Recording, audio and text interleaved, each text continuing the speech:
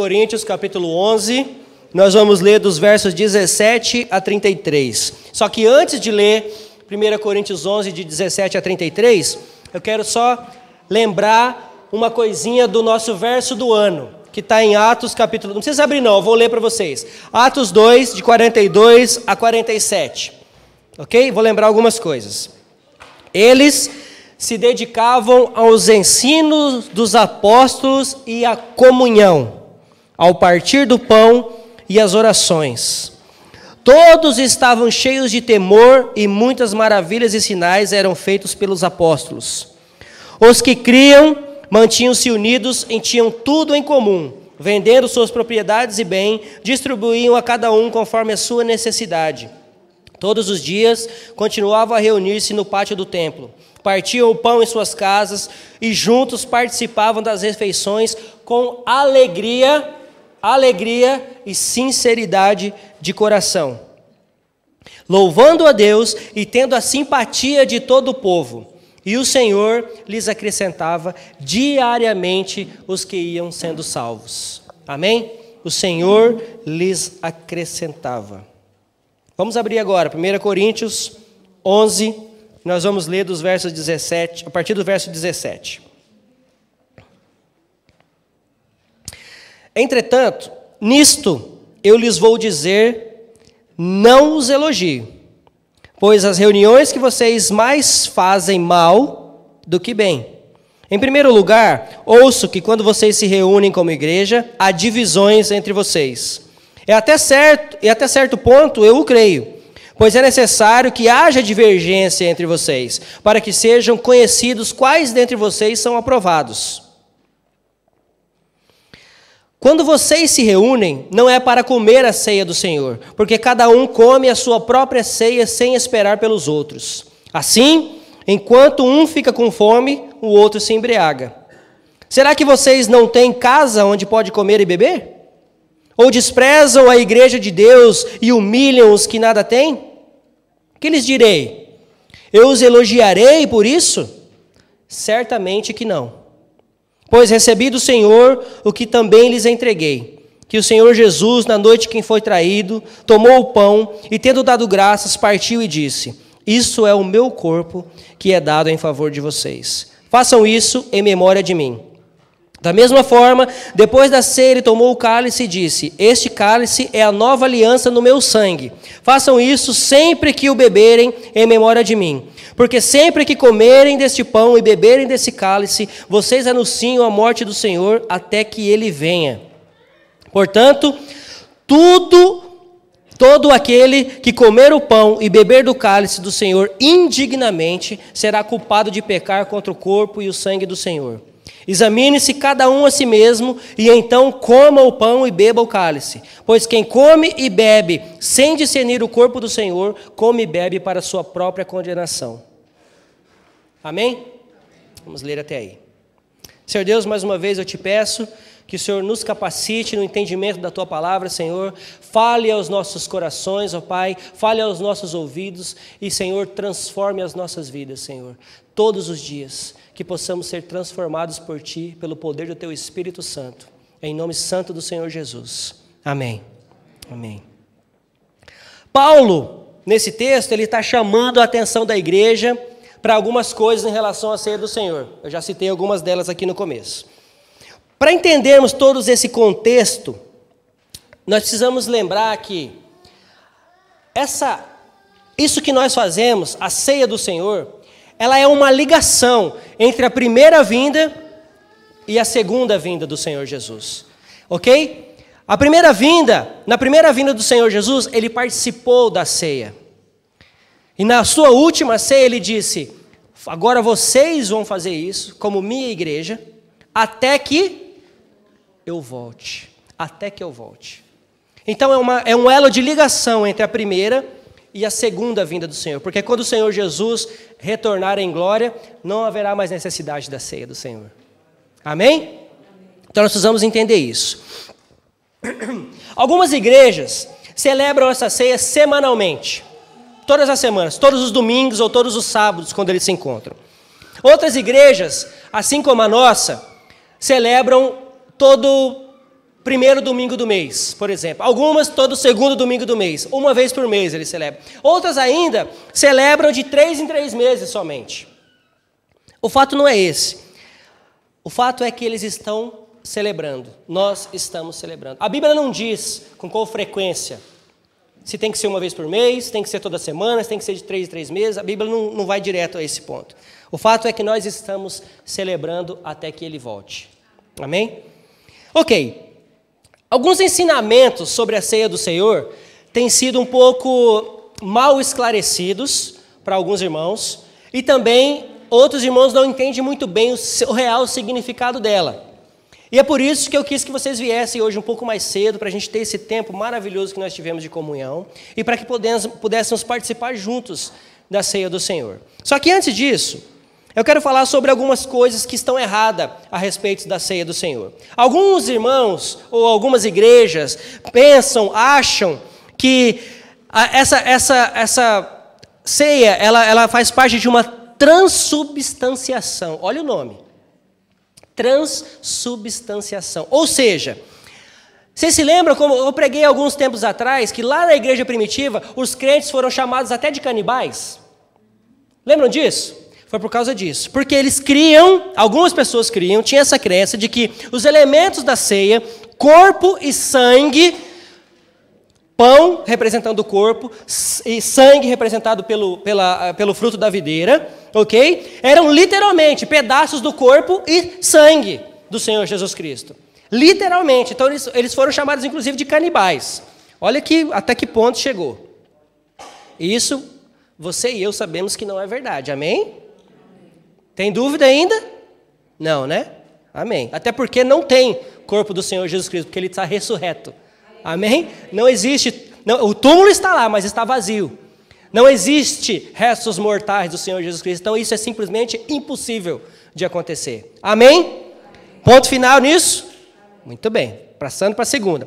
Tem agora outra que chama consubstanciação, que é outra crença que acredita que Cristo está fisicamente presente nesses elementos. Vamos falar sobre isso já já. Outra diz que é apenas um memorial, que a ceia não passa de uma lembrança do que Cristo fez na cruz. Outra ainda diz que é um meio de graça, que a ceia é um instrumento de edificação espiritual da igreja. Bom, uma coisa é que todos nós temos que concordar que sim, a ceia é um memorial que nos lembra do que o Senhor Jesus Cristo fez por mim e por você na cruz do Calvário. Amém? Outra coisa, não somente isso, mas também é um meio de graça. Então nós concordamos que ela, além de um memorial que nos lembra disso tudo que Cristo fez por nós, do amor dele por nós, do amor de Deus, entregando o seu único Filho na cruz do Calvário, para morrer pelos nossos pecados, é também um meio de graça. Por quê? Porque nós lembramos que Cristo fez, e isso nos fortalece espiritualmente. Isso nos fortalece espiritualmente. Somos, portanto, edificados espiritualmente quando participamos da ceia. Porque a Bíblia nos diz que nós temos que examinarmos a nós mesmos. Nós precisamos orar, nós precisamos liberar perdão, nós precisamos pedir perdão pelos nossos pecados, nós precisamos pedir perdão aos irmãos se acaso estamos pecando contra alguém, ou se acaso existe alguma contenda, alguma coisa, ela nos desafia a irmos a essa pessoa, ou ao próprio Deus, primeiramente, com certeza, ao próprio Deus, mas irmos a essa pessoa e pedimos perdão pelo nosso pecado. A ceia do Senhor, ela não pode nos afastar de Deus. O que nos afasta de Deus é o pecado. É o pecado que nos afasta de Deus. A ceia do Senhor, ela é uma oportunidade que nós temos de fazer uma autoavaliação. Nós precisamos fazer isso. Desculpe. Só que essa autoavaliação é uma prática que deveria ser somente semanal?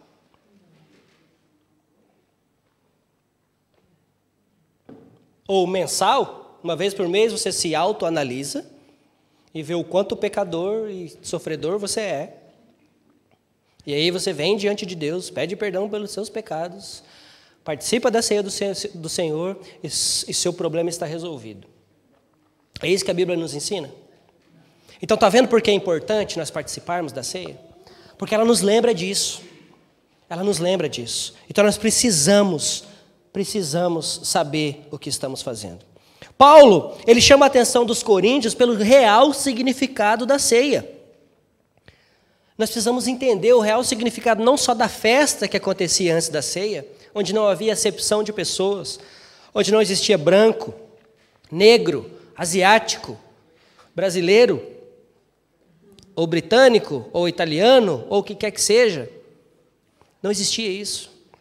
Existia sim um ajuntamento de pessoas em comunhão, em uma só voz, louvando ao Senhor, agradecidos pela mesa farta que eles tinham. Isso sim era o que acontecia. Paulo identificou esses problemas e chamou a atenção da igreja. E aí, Paulo parece que muda um pouquinho de assunto. Paulo. Lembrei. Antes de começar o culto hoje, olha só como é que Deus faz. E não pense você que isso é coisa do diabo para testar ninguém. Isso é o próprio Deus. Eu tenho certeza que é. Hoje, na preparação disso tudo aqui, a gente estava aqui preparando, entrou um senhor por essa porta, fedido, mal cheiroso, sujo, não estava bêbado, mas estava sujo e estava fedendo, sentou lá naquela poltrona onde a Paula está. Eu fui até ele, e ele disse para mim assim, tudo bem, eu sou homeless, estou morando na rua, e amanhã eu consegui uma vaga aqui no Anchor House, que é aqui do ladinho da gente, que é um abrigo que tem ali. Consegui uma vaga ali. Só que é a partir de quarta-feira. E amanhã eu tenho uma entrevista de emprego. E quando a gente encontra esse tipo de pessoas, a gente é tentado, ou a gente é levado, a gente é levado a pensar assim, é drogado, é um bêbado, vai pedir dinheiro, vai lá fora, vai beber, vai fumar, vai cheirar, vai fazer o que seja. Eu não vou dar dinheiro. É assim que a gente pensa ou não? É assim que a gente pensa. E é exatamente assim que eu penso também. Você não é o único. Eu também penso assim. Ok? Então, e esse pensamento, por incrível que pareça, ou por incrível que o Espírito Santo agiu na minha vida, esse pensamento não veio à minha cabeça na hora que ele falou isso para mim. Por quê? Porque eu estava preparando a festa do amor. E adivinha só, ele falou para mim que eu precisava de 20 pounds. Eu falei, por quê? Ele falou, porque eu preciso tomar banho, preciso me barbear, porque amanhã eu tenho uma entrevista de emprego no B&Q. Eu falei, ok. Ele falou até onde é, o B&Q em Stratford, não sei o que. Eu falei, ok. Em Beckton. Eu olhei para ele e falei, olha, mas eu não posso deixar você dormir aqui. Ele falou, não, eu preciso de um lugar para dormir, mas eu não estou dizendo isso. Estou dizendo que eu preciso de 20 pounds para inteirar os 14 que eu tenho, que uma noite ali num hostel é 34 pounds. Eu preciso dormir. Eu olhei para ele, eu falei assim, como é que é seu nome? Adivinha o nome dele? Paulo. Paul. Ele é inglês. Eu falei, what's your name? My name is Paul. Olhando diretamente no meu olho. Eu falei, espera aí um pouquinho. Fui lá, peguei 20 pounds. Falei, esse dinheiro não é da igreja, esse dinheiro é meu. Ok? Tá aqui, não é da igreja, a gente não faz isso. Esse dinheiro é meu, toma. Ele falou assim, como é que é seu nome? Eu falei, Leandro. Ele falou, você é o pastor da igreja? Eu falei, sou. Ele falou, meu irmão é pastor. Aí eu falei para ele da festa ágape, que a gente estava fazendo, Ele falou assim, rapaz, eu sei disso tudo, que legal que você está fazendo. Mas hoje eu não posso ficar. Eu falei, ok, sem problema. Dei os 20 pounds, ele falou assim, olha, eu vou começar a trabalhar amanhã, sexta-feira eu recebo, domingo, que hora é o culto? Eu falei, 11h07. Ele falou, domingo que vem eu vou te trazer seu dinheiro de volta. Eu falei, não, o dinheiro é seu, você pode ficar. Vocês estão vendo como Deus faz, gente? Eu preparando a festa do amor, eu querendo servir, pedindo para todo mundo servir os irmãos, e Deus envia um Paulo para olhar no fundo do meu olho e me dar um tapa de luva de pelica, né? E dizer assim, tem amor aí mesmo? Será que tem amor aí mesmo? E graças a Deus que eu deixei que o Espírito Santo me usasse ali naquela hora. Então vocês estão vendo como Deus faz? Deus, ele é imediato. Muitas vezes você acha que ele demora, mas ele não demora, ele faz no tempo dele. Só que tem horas, tem vezes que ele é imediato. Você está orando, você está preparando, você está querendo servir, você está querendo fazer, e Deus envia alguém para te mostrar ou para te testar, para ver se o seu coração está mesmo no lugar certo. E foi isso que ele fez. Então, a primeira coisa que nós vemos aqui nesse texto que nós acabamos de ler de 1 Coríntios é a demonstração de amor. É a demonstração de amor no verso 23. O verso 23 diz o seguinte: pois recebi do Senhor o que também lhes entreguei, que o Senhor Jesus, na noite em que foi traído, tomou o pão.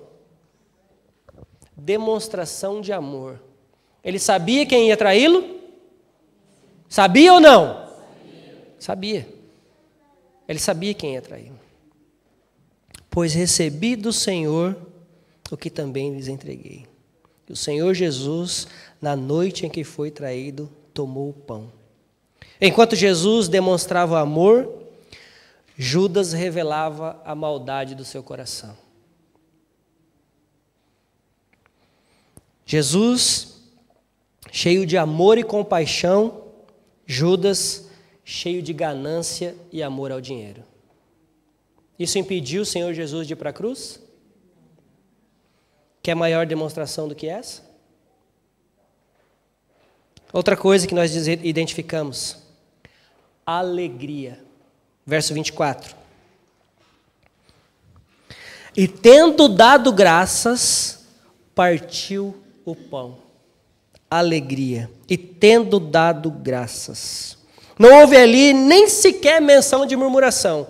Já pensou o Senhor Jesus participando da ceia do Senhor, compartilhando com os irmãos? Ele sabe que Judas vai traí-lo.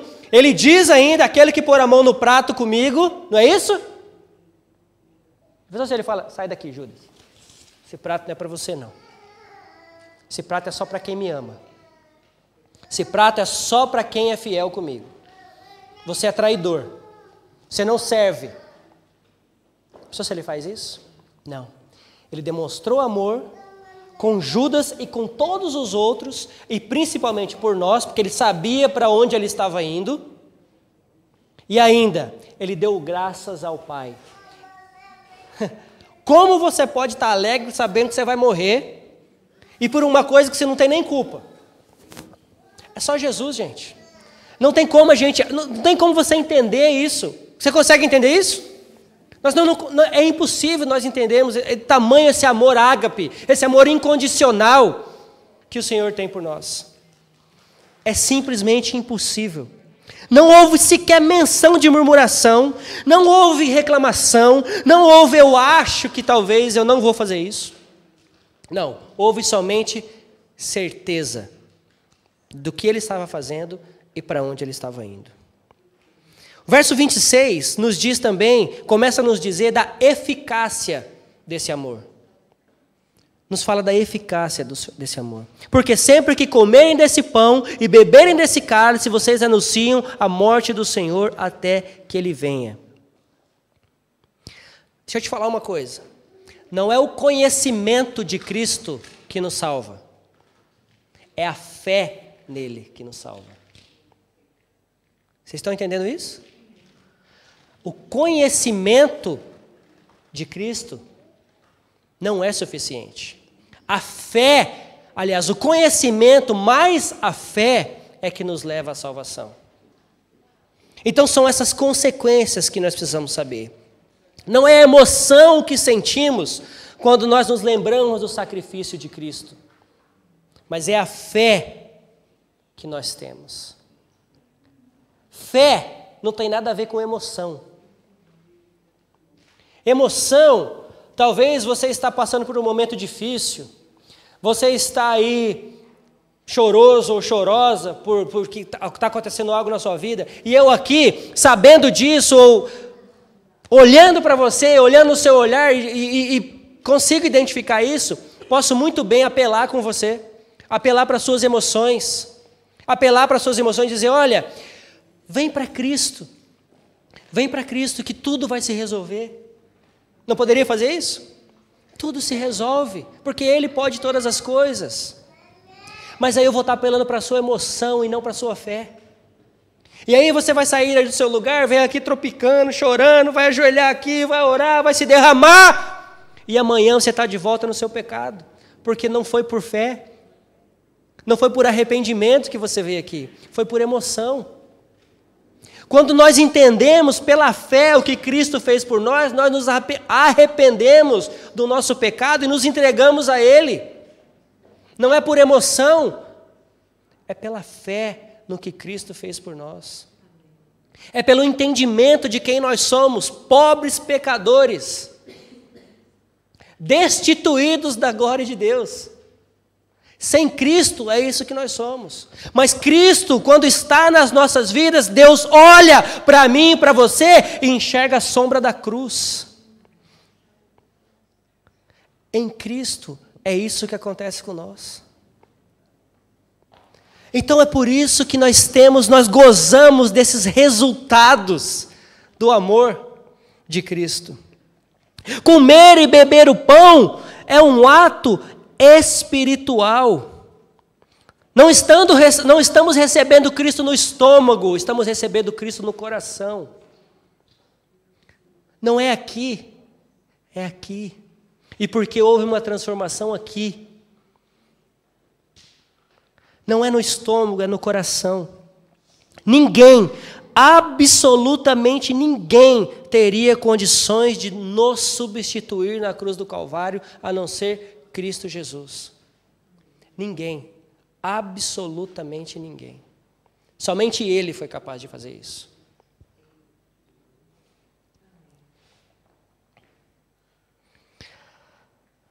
Então agora nós já entendemos que o Senhor Jesus fez por amor, nós já entendemos que o Senhor Jesus fez porque quis, nós já entendemos que o Senhor Jesus fez para cumprir o chamado que lhe foi dado, para cumprir aquilo que lhe foi dito para fazer. Nós já entendemos os resultados desse amor nas nossas vidas, vidas transformadas, porque em Cristo eu sou nova e as coisas velhas, em Cristo eu sou mais que... Por quê? Porque você pode tudo em Cristo? Porque você fica rico, anda de carrão, compra casona, é isso? Você pode todas as coisas daquele que te fortalece? Ah, faça-me o favor. Em Cristo nós podemos todas as coisas, porque Ele nos sustenta para vencer o pecado. É assim que nós podemos todas as coisas em Cristo. Nós podemos todas as coisas em Cristo, porque nós cremos nele e sabemos que com Ele nós vamos estar no céu. É por isso que nós podemos todas as coisas. Se Ele quiser, Ele pode dar carrão, casona? Pode, mas esse não é o motivo. Esse não é o motivo. Em Cristo nós podemos todas as coisas, nós podemos passar pelas dificuldades, nós podemos passar frio, passar fome, assim como Paulo fez. Mas em Cristo nós podemos passar por todas essas coisas. Porque nós temos Cristo. Porque nós cremos em Cristo. Porque nós entregamos a nossa vida a Ele, e é Ele que é o dono das nossas vidas. Então agora nós começamos a olhar para as nossas atitudes em relação à ceia do Senhor. E nós começamos olhando para trás. As nossas atitudes, nós começamos olhando para trás. Ao participarmos da ceia, nós voltamos os olhos para o Calvário, lá atrás. 2000 anos, mais de 2000 anos atrás. E lembramos o quanto nosso Salvador sofreu. Ele foi humilhado, ele foi cuspido, foi espancado, condenado e depois de ter sido considerado inocente. Aconteceu tudo isso com ele depois dele ter sido considerado inocente. Ele carregou a sua própria cruz, ele carregou a cruz que ele ia ser crucificado nela. E adivinha de quem era essa cruz? Era nossa. Era nossa. Nós devemos lembrar também que, por causa do seu grande amor, Ele deixou a sua glória, esvaziou-se de si mesmo e se fez servo. Filipenses 2. se fez servo e se humilhou até a morte. Como é que foi a morte? De cruz. Vocês sabiam que nessa época só morria crucificado os piores bandidos? Aqueles que eram extremamente contra a lei? E o nosso Senhor Jesus morreu assim. Nós devemos lembrar também, quando olhamos para trás, que tudo isso que aconteceu com ele era para mim e para você. Nós precisamos lembrar o quanto nós somos amados por Deus, porque Ele sacrificou o seu único filho para me livrar e te livrar do pecado. Nós precisamos também olhar para frente.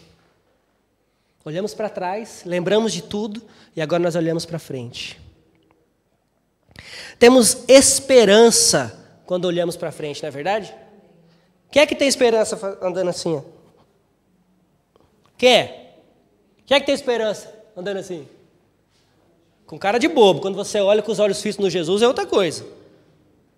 Quando você olha com cara de bobo, você não está com esperança, ainda está com esperança que aquilo não cai na sua cabeça, pelo menos. Não.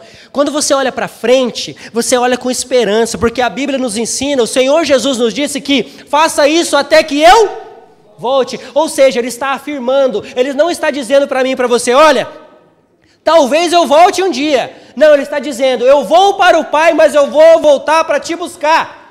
Eu vou voltar para buscar a minha igreja. Então você, minha igreja, faça isso em memória de mim até que eu volte. Então olhe para frente. Lembre-se das promessas que Ele fez. Jesus vai voltar. Amém? E a sua volta vai ser visível, audível, poderosa, gloriosa, vitoriosa e de uma vez por todas. Glórias a Deus. Então olhe para frente. Olhe para frente. O Senhor Jesus nos levará para a casa do Pai. Nós precisamos também olhar para dentro. Olhamos para trás, olhamos para frente e agora olhamos para dentro.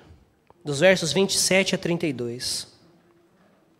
A Bíblia nos ensina que não podemos participar da ceia sem critério, sem uma análise, sem um autoexame.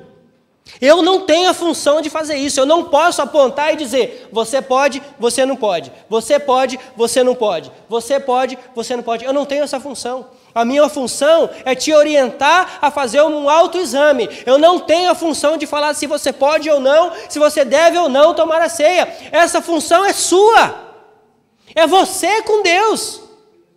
Essa função não é do pastor, essa função é sua. Então olhe para dentro, olhe para dentro.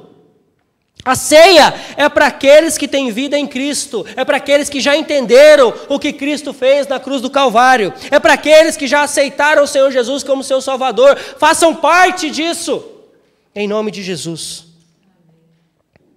A ceia é para aqueles que entenderam que está morto, mas morto para o pecado, mas vivo porque está vivo em Cristo Jesus. É para quem tem fome espiritual, para quem tem fome da palavra do Senhor, para quem quer viver para honrar e glorificar o nome do Senhor. Esse é quem tem direito de participar da ceia. Por mais falhos que somos, por mais fracos que somos, mas nós nos arrependemos dos nossos pecados, porque nós sabemos em quem temos crido. É para esses. A ceia exige preparo. A palavra diz que aquele que comer e beber indignamente está se condenando. Mas então quem é digno de participar da ceia do Senhor? Aqueles que reconheceram que são indignos e confiam no Senhor. Porque Ele nos justifica perante o Pai. Ele nos justifica. Ele nos dignifica perante o Pai. A ceia deve nos afastar do pecado. Paulo nos exorta a examinar e comer, não a examinar e fugir.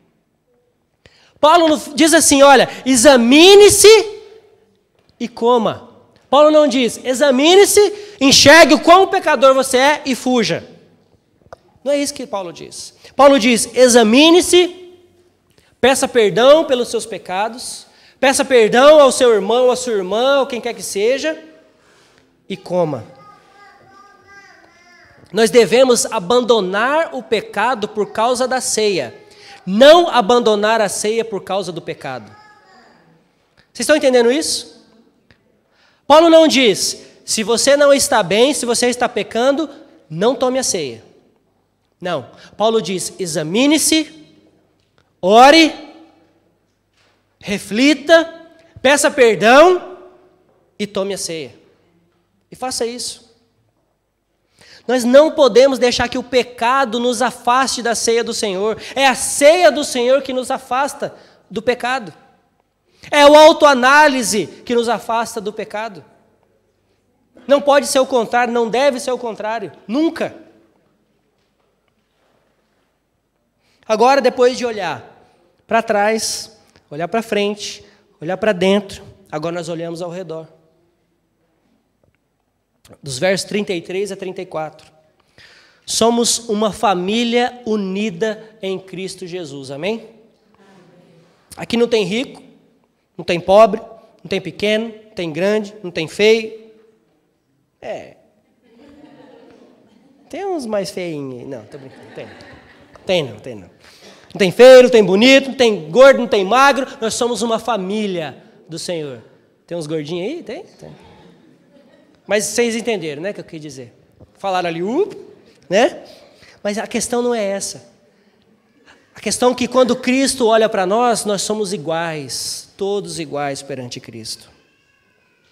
Perante Cristo somos todos iguais. Na família de Cristo não pode haver acepção de pessoas. Eu não posso tratar esse melhor do que aquele. Claro que é normal, até que muitas vezes inconsciente o que fazemos. Estão precisando de uma mãe ali.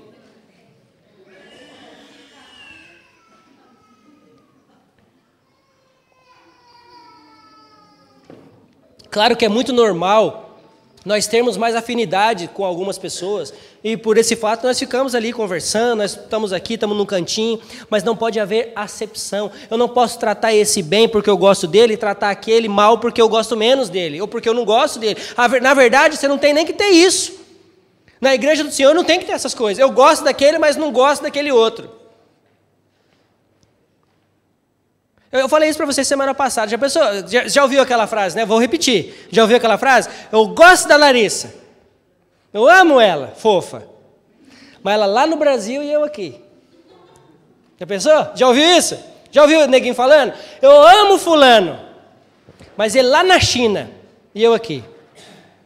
Já pensou se Jesus vira para a gente, na hora que ele voltar, e fala assim, olha, eu te amo, Leandro. Você lá no inferno e eu aqui. Pensou se Jesus faz isso com a gente?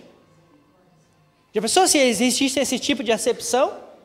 É claro, mais uma vez repito, tem aqueles que nós temos mais afinidade, tem aquele que nós gostamos mais, e isso é normal. E na verdade tem que existir. Tem que existir aqueles que você tem afinidade, tem que existir aqueles que você se abre, que você se sente confortável em conversar, que você se sente confortável em deitar no ombro, chorar e se abrir. Mas isso não quer dizer que você tem que tratar os outros mal. Nós temos que tratar todos iguais, porque perante Cristo nós somos todos iguais. Então nós precisamos olhar também ao redor. E além de olhar para trás, olhar para frente, olhar para dentro, olhar ao redor, nós precisamos olhar para cima. Precisamos olhar para cima. A ceia do Senhor é o momento onde damos graças. Como é que você dá graças? Como você dá graças?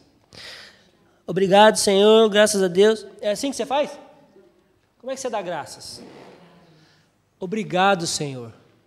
Obrigado, Senhor. Obrigado por tudo que o Senhor fez. Obrigado por tudo que o Senhor tem feito. E obrigado ainda por tudo que o Senhor vai fazer na minha vida. Porque eu creio num Senhor que é poderoso. um Senhor que é fiel, um Senhor que não mente, um Senhor que tem provido para mim todos os dias, um Senhor que tem cumprido suas promessas na minha vida e na vida dos meus irmãos aqui em Cliff Walk Church, mesmo diante das dificuldades, mesmo diante das provações que nós passamos, mesmo diante de todas essas coisas, o Senhor tem sido fiel. É assim que nós damos graças, por todas as coisas, olhando para cima. Damos graças por podermos participar da ceia do Senhor. Damos graças porque nós temos mesa farta. Damos graças porque nós temos um lugar para nos reunir. Damos graças porque nós temos uma cadeira para sentar. Porque eu tenho uma blusa para vestir quando eu estou com frio. Porque eu vou chegar em casa agora, assim como você, e ter uma cama quentinha esperando. Está com vontade de ir para casa, né? Tem cama quentinha, tomar um chazinho.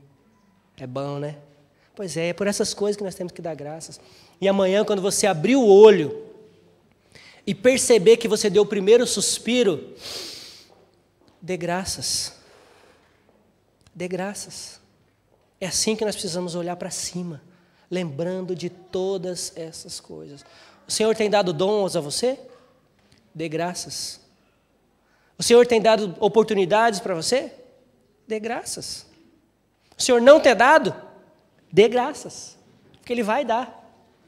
Ele é fiel. O problema é que nós queremos na nossa hora, né? E não é assim que acontece. Então, queridos, eu convido vocês agora a olhar para frente.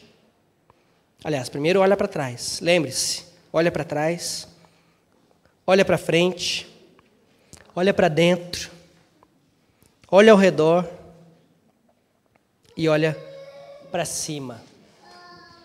Vamos ter um minuto agora de oração? Podemos? Podemos pedir, posso pedir para vocês para que vocês reflitam. Lembre-se disso, olhe para trás, olhe para frente, olhe para dentro, olhe ao redor, olhe para cima. Faça isso. Ore. Mas ore com convicção. Se tem um pecado para ser perdoado, peça perdão ao Senhor Jesus primeiro. Se tem alguma coisa para confessar, confesse. Não a mim, ao pastor, não ao irmão que está do seu lado, confesse ao Senhor Jesus. Se tem um pedido de perdão para ser feito para alguma pessoa, faça. Se tem um perdão para ser liberado, libere. Mas faça e participe da ceia do Senhor conosco essa noite. A ceia do Senhor é para aqueles que entendem tudo isso que eu falei. Então, se você entendeu, se você entende tudo isso, eu te convido a participar da ceia do Senhor. Olhe para frente, olhe para trás, olhe para dentro, olhe ao redor, olhe para cima. Dê graças ao Senhor. Vamos orar. Fique à vontade.